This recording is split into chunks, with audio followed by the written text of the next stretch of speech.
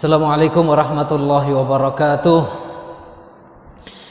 Alhamdulillah wassalatu wassalamu ala Rasulillah wa ala alihi wa ashabihi wa man tabi'ahu wa walah wa la hawla wa la quwwata illa billah, ma ba'du. Ikhwati wa akhwati fillah rahimakumullah. Kita masih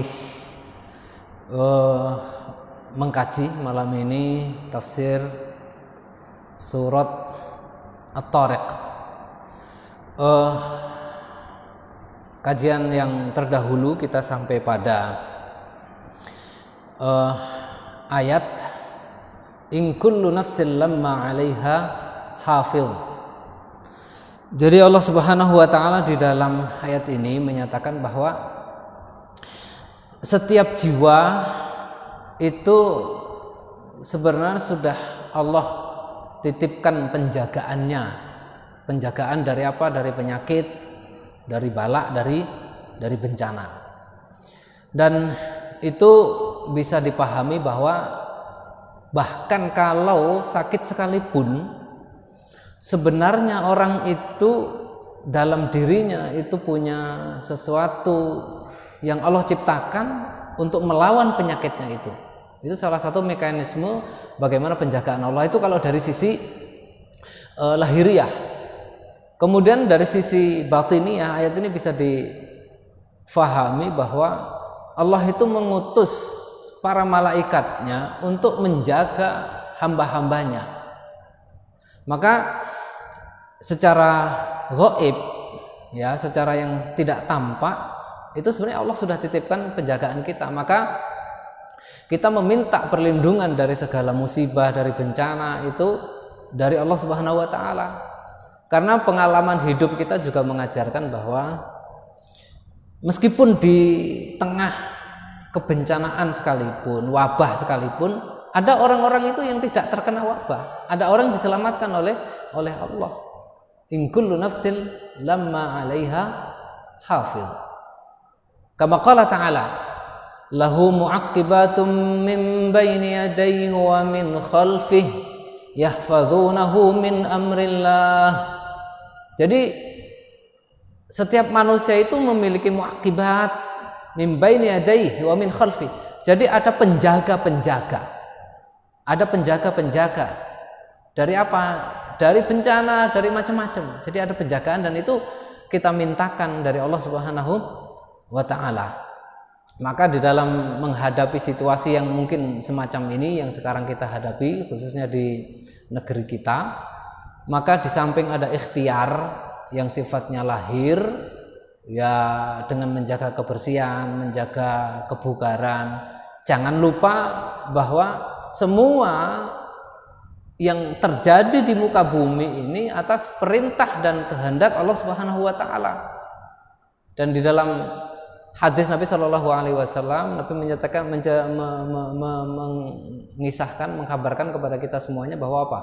La yaruddu al-qada illa du'a. Maka bagi seorang mukmin salah satu penangkal itu adalah dengan berdoa.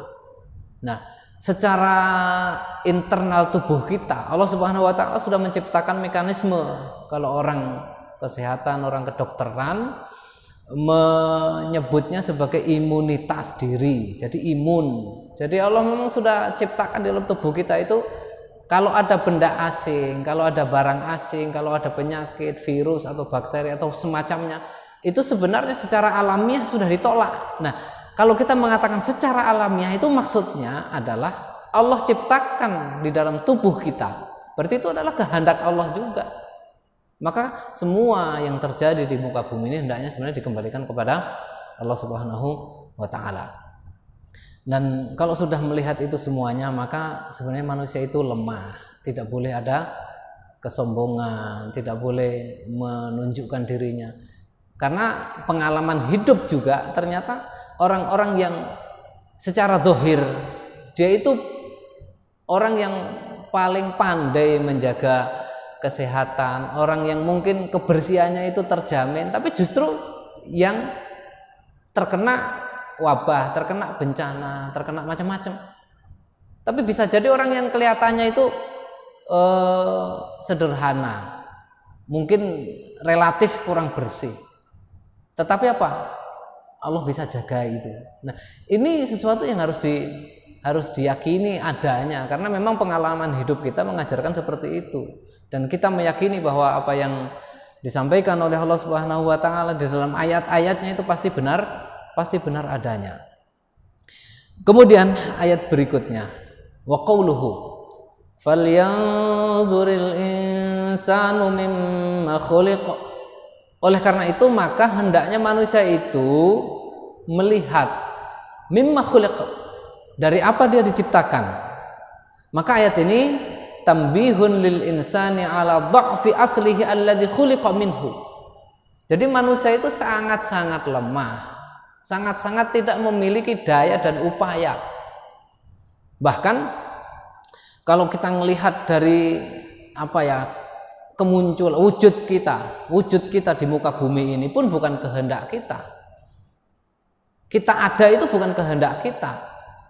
Yang pinter misalnya, itu misalnya menggunakan kecerdasan otaknya. Otaknya itu juga bukan kita yang membuat. Kalau manusia itu punya kekuasaan untuk membuat pintar, ya semua akan membuat dirinya pintar. Tetapi ada potensi yang diciptakan oleh Allah yang kita itu tidak ngapa-ngapain sebenarnya. Maka sesungguhnya apa yang disombongkan di dalam kehidupan ini? Jadi tidak ada yang disombongkan.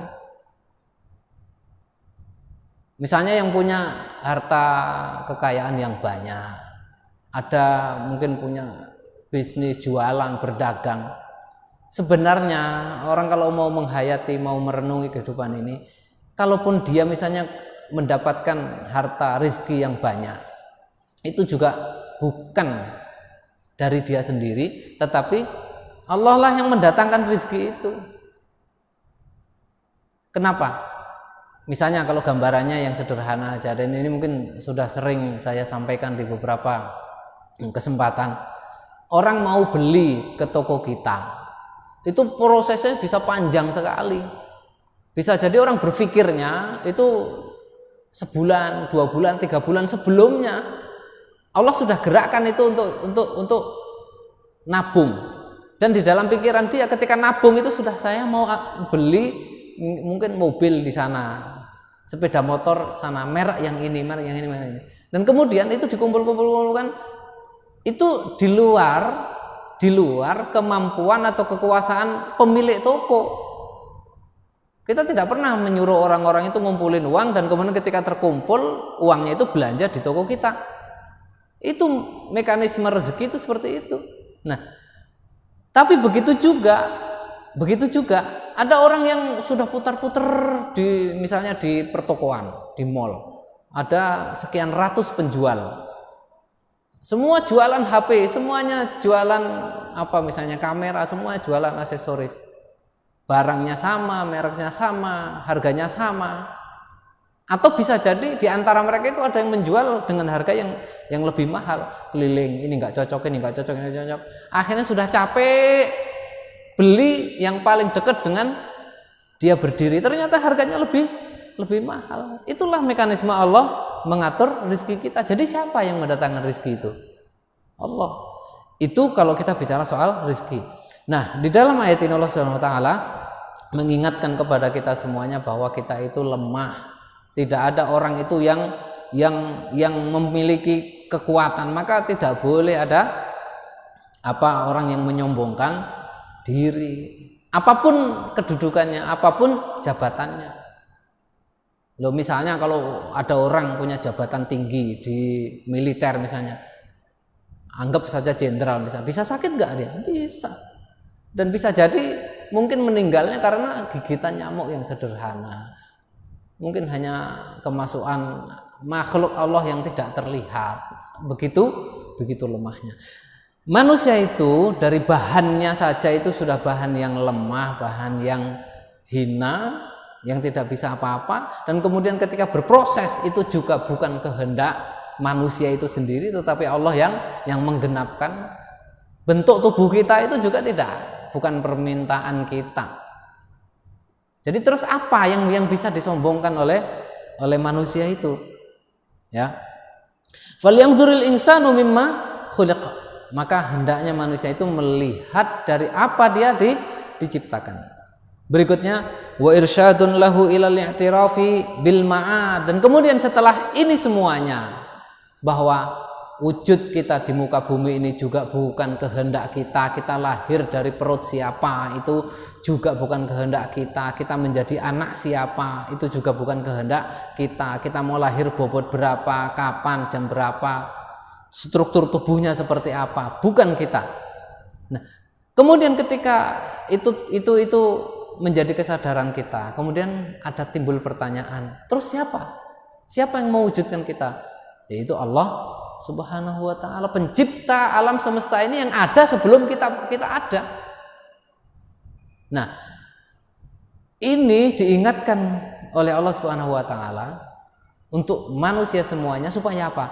Bahwa ketika Allah Subhanahu wa ta'ala mengkisahkan bahwa nanti akan ada kehidupan setelah kematian, ada kehidupan setelah kematian, masih ada kehidupan yang panjang, dan di sana ada kisah-kisah yang rumit, maka orang mau tidak mau harus mengimani itu.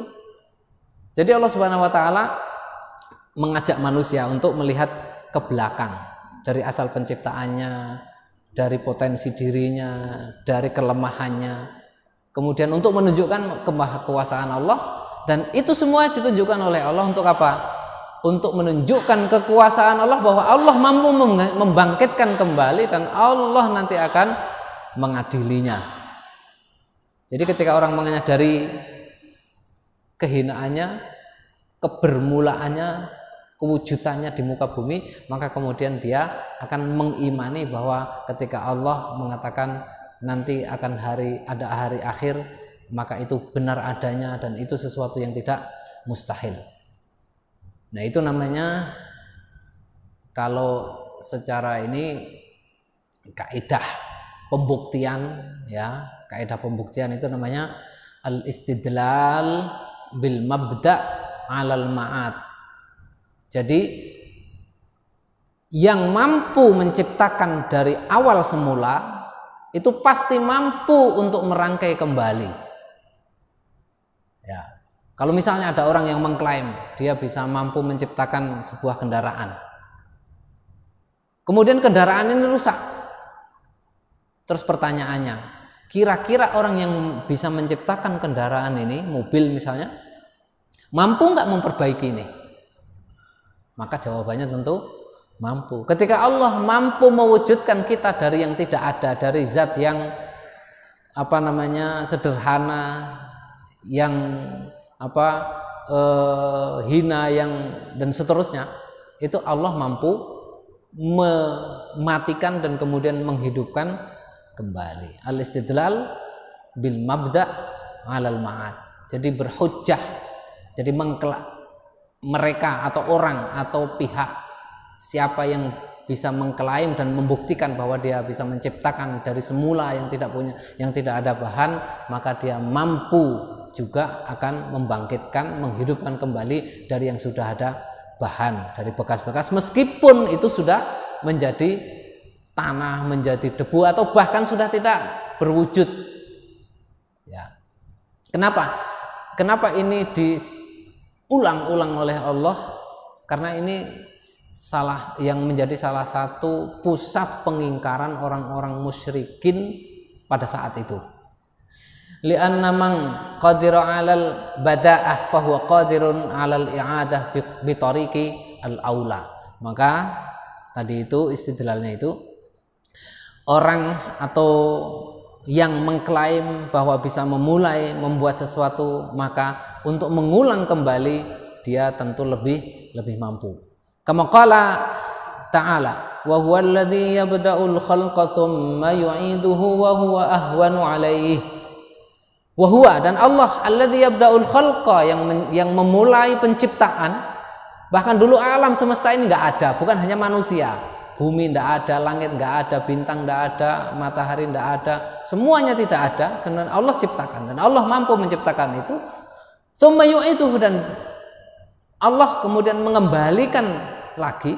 Wa huwa ahwanu alaina, pengembalian itu jauh lebih mudah, karena sudah ada bahan, meskipun bahannya sudah rusak, sudah lapuk, sudah habis, orang yang sudah dikubur, sudah dimakan tanah, sudah tidak berwujud kembali, tinggal mungkin ada unsur-unsurnya, bagian apanya, ya.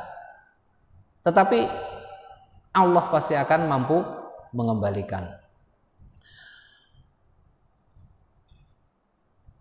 Wa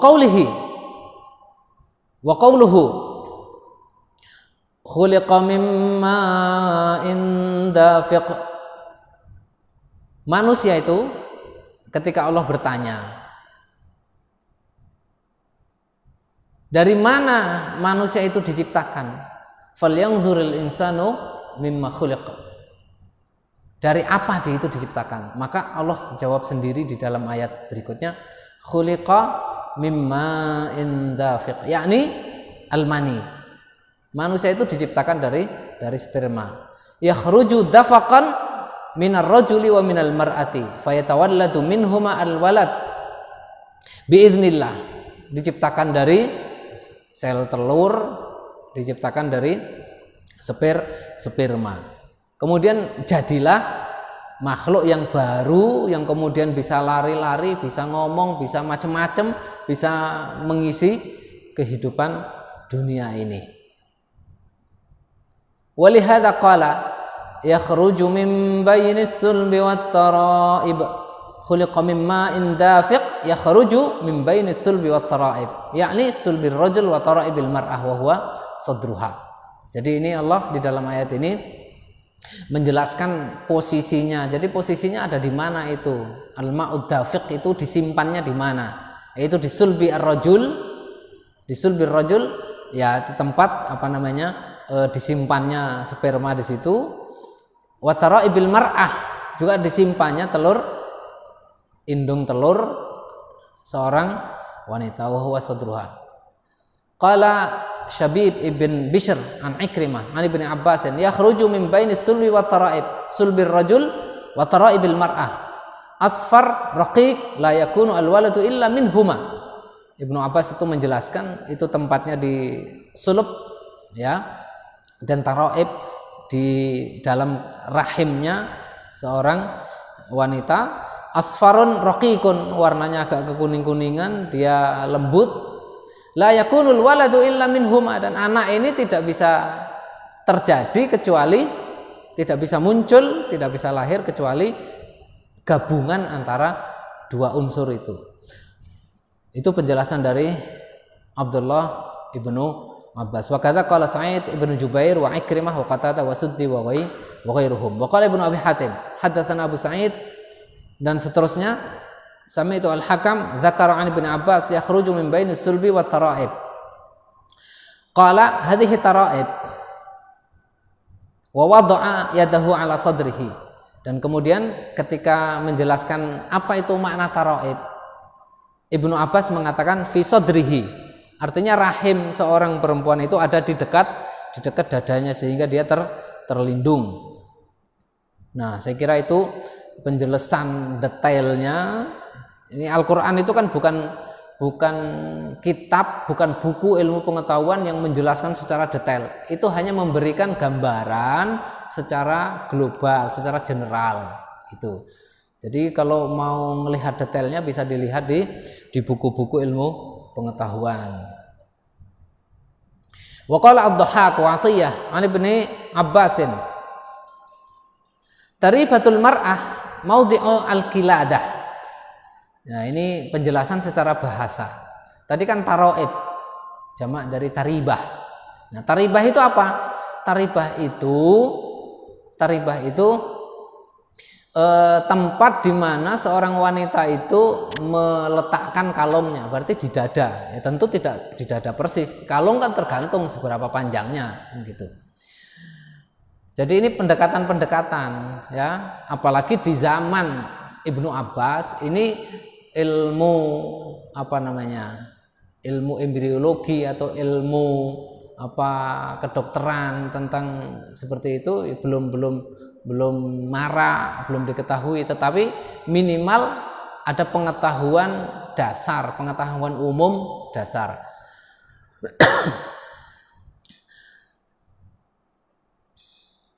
Wa kadza qala Ikrimah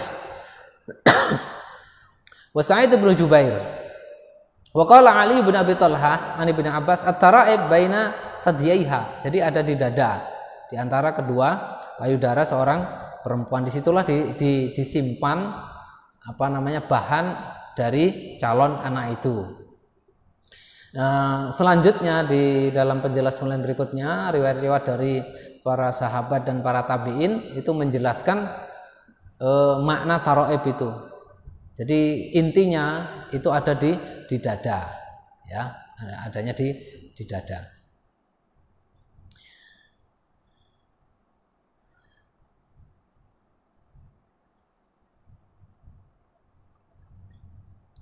Wa qauluhu ta'ala, berikutnya, innahu ala raj'ihi laqadir, fihi qaulani.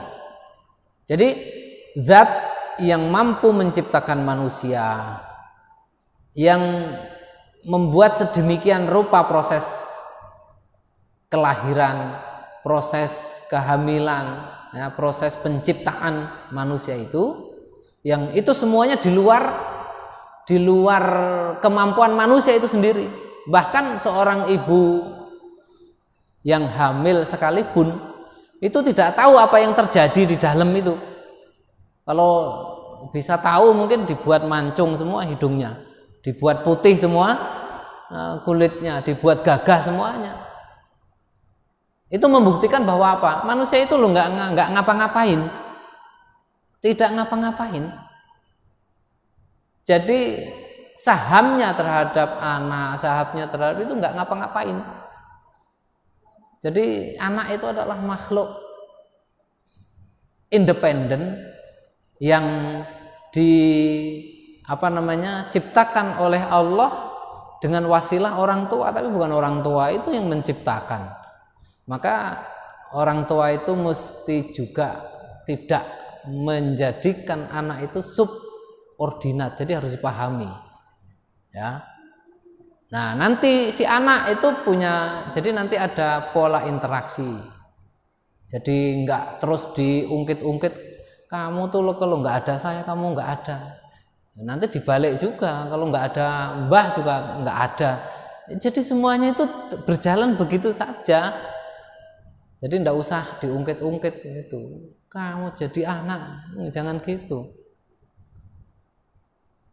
Nah, bahkan kalau saya nukil pernyataannya Gus Bahak, orang tuanya loh cuman modal kelon mau menguasai anak, kan gitu, ya. Jadi harus dipahami semuanya itu hakikatnya seperti itu. Jadi tugas kita ya sama-sama, gitu. Dan bukan fotokopi juga, anak itu juga bukan fotokopi orang tuanya. Itu makhluk baru, bisa menjadi mirip, bisa menjadi beda sama sekali, bisa tergantung upaya pendidikan yang dilakukan, upaya anak itu sendiri, potensi yang dititipkan oleh Allah kepada anak sendiri. Orang punya anak 7 ya 7 macam sifatnya, orang punya anak 5 ya 5 macam sifatnya, nggak bisa dituntut. Makanya jadi orang tua itu jangan suka banding-bandingin, kamu nggak seperti kakakmu, itu bikin sakit hati. Ya kakak kan kayak gitu, saya kayak gini gitu, sendiri-sendiri jadi orang itu, ya. Nah, tetapi ada norma-norma nanti di dalam interaksi antara orang tua dan anak itu, ada norma-norma, ya. Dan agama itu juga menetapkan norma-norma itu. Ada, kalau di Islam itu ada birrul walidain. Nah, bahkan Nabi SAW apa? Laisa minna man lam yuwaqqir kabirana wala yarham saghirana. Bukan golongan kami, atau bukan watak dasar umat kami, atau bukan karakter umat kami, ya. Kalau ada orang tua yang tidak menyayangi yang lebih muda. Sebaliknya juga bukan karakter umat kami kalau ada anak muda yang tidak menghormati orang tuanya. Itu norma-norma, tetapi itu tidak kemudian menonjolkan diri. Wah, kamu kalau nggak tak lahirkan, ya bukan itu lahir sendiri. Kalau udah 9 bulan 10 hari ya lahir, nggak bisa ditahan-tahan. Pokoknya saya pengennya nanti tahun baru misalnya, nggak bisa. Lahir ya lahir saja. Jam berapa lahirnya juga bukan kita yang menentukan. Kalau kita kan ya mungkin nanti dah saya mau makan dulu biar sehat. Kadang-kadang nggak sampai makan sudah lahir. Bahkan ada yang mau masih jalan ke rumah sakit naik taksi keluar di taksi, atau sudah sampai di depan pintu rumah sakit sudah keluar. Nah, kalau yang lahir di jalan, kalau orang Jawa dinamai margono. Margo itu artinya jalan, margono. Jadi dia ononya di margo. Jadi di jalan lahirnya. Jadi namanya siapa? Ahmad Margono atau Ahmad Sumargono. Lahirnya di dalam taksi atau di atas becak. Ya. Innahu ala raj'ihi laqadir. Jadi ketika Allah Subhanahu wa taala mengkisahkan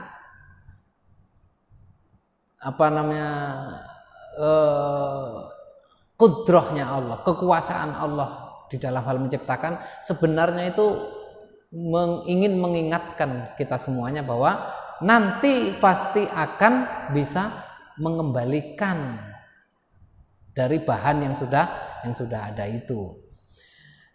Adapun makna dari ayat ini fihi qaulani ahaduhuma ala raj'i hadzal ma' ad-dafiq ila maqarrihi alladhi kharaja minhu laqadirun ala dzalika qalahu Mujahid.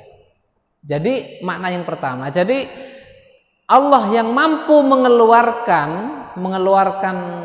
sperma dari tempat kandungnya itu, tempat penyimpanannya itu, mampu juga mengembalikan, artinya nggak jadi.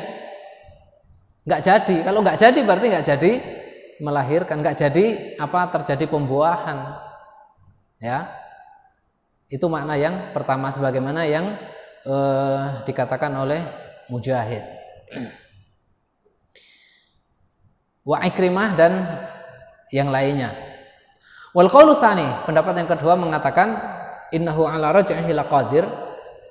Innahu ala raj'i hadzal insan al makhluq mimma intafiq ay i'adatihi wa ba'thihi ila daril akhirah. Makna yang kedua, bahwa zat yang mampu menciptakan manusia dari tidak ada apa-apa tadi, mampu mengembalikan dan membangkitkan ila daril akhirah, nanti di kehidupan di rumah akhirat. Ya, lianna man qadira 'alal bad'i qadira 'alal i'adah, karena zat yang mampu memulai itu mampu pula mengulangi. Waqad dzakarallahu azza wa jalla hadza dalil fil Qur'ani fi ghairi ma maudhi, dan ayat-ayat yang semacam itu banyak di dalam Al-Qur'an itu kita temukan banyak sekali. Tadi kaedahnya itu atau model istidlalnya, model berhujjahnya, argumentasinya itu, cara berargumentasi adalah yang mengklaim atau bisa membuktikan, bisa menciptakan dari semula, maka dia juga akan mampu mengembalikan. Wa hadzal qaul qala bihi ad-Dhahhak wa ikhtarahu Ibnu Jarir wa lidza qala yauma tubalas sarair. Nah, makna yang kedua itu dinyatakan oleh ad-Dhahhak dan dipilih oleh Ibnu Jarir at-Tabari. Oleh karena itu, maka setelah ayat innahu ala raj'ihi laqadir, kapan itu terjadinya? Yauma tubalas sarair, di mana di hari. Jadi kapan itu terjadi? Di hari di mana rahasia-rahasia itu akan diungkapkan. Nanti tidak ada rahasia lagi. Ai yaumal qiyamati tubla fihi as-sarair, ai tadhhar wa tabdu wa yabqa sirru alaniyatan wal maknunu masyhuran. Jadi nanti yang rahasia-rahasia itu semuanya akan terbuka. Kapan itu? Di kehidupan akhirat. Ya, termasuk apa yang simpan di dalam hati, apa yang menjadi niat, apa semuanya akan ditampakkan, akan ditunjukkan. Wa qad thabata fi sahihaini 'an Ibni Umar anna Rasulullah sallallahu alaihi wasallam qala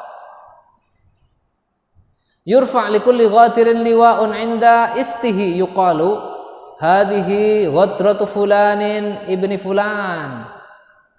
Jadi nanti setiap orang yang pernah mendolimi orang lain, nanti di situ akan ditancapkan bendera fi istihi.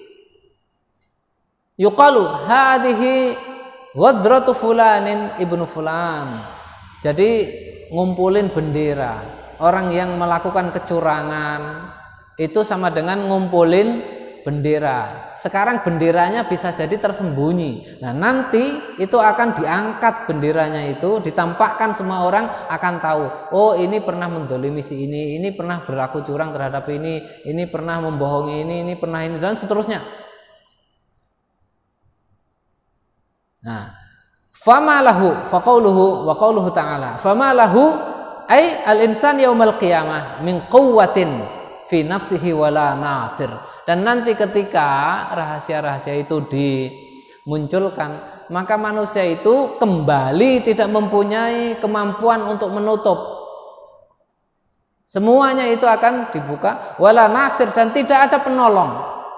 Barangkali kalau di kehidupan dunia ada yang dekat dengan orang yang punya jabatan, orang punya wewenang, orang punya kekuasaan, orang punya macam-macam. Bisa ditutupi, bisa dibekengi, tapi nanti nggak bisa sembunyi di akhirat. Kalau sekarang ya banyak orang yang menyembunyikan, karena bisa jadi orang yang disembunyikan itu kalau ketahuan bisa banyak lagi yang ketahuan, karena mungkin dia kerjanya tidak sendiri. Ada seorang pencuri, dia mungkin 5 atau 10 orang, ketangkap 1. Di mana temanmu? Tidak bisa, dia bisa tutup mulut, tapi kalau sudah di akhirat tidak bisa. Siapa yang ngajarin kamu? Siapa yang nyuruh? Nah, berapa kamu kasih dia? Berapa suap? Berapa ini? Tidak bisa sembunyi. Fama lahu min quwwatin fi nafsihi wala nasirin ay min kharijin. Dari laisa lahu quwwah fi nafsihi. Jadi di dalam diri manusianya itu tidak punya kekuatan, juga dari sisi eksternalnya tidak ada yang bisa membekengi. Jadi sudah dalam dirinya itu lemah, dari luar tidak ada yang membentengi. Ai la yaqdiru ala an yunqidha nafsahu min adzabillahi wa la yastati'u lahu ahadun dzalika. Tidak ada dia yang bisa menyelamatkan dari siksa Allah, dan tidak ada orang yang mampu menolak. Dia sendiri tidak bisa membela dirinya, orang lain tidak ada yang mampu membelanya. Was-samaa'i dzatir raja'. Saya kira ini sudah Isya. Kita lanjutkan pada kesempatan berikutnya. Kita sampai pada ayat yang ke-11. Was-samaa'i dzatir raj'i wal ardi dzati as-sada'. Mudah-mudahan apa yang kita pelajari di kesempatan kali ini bermanfaat untuk kita semua. Aqulu qouli hadza wa astaghfirullahal azim li wa lakum wa lisairil muslimin fastaghfiruhu innahu huwal ghafurur rahim. Subhanakallahumma bihamdika asyhadu an la ilaha illa anta astaghfiruka wa atubu ilaik. Assalamualaikum warahmatullahi wabarakatuh.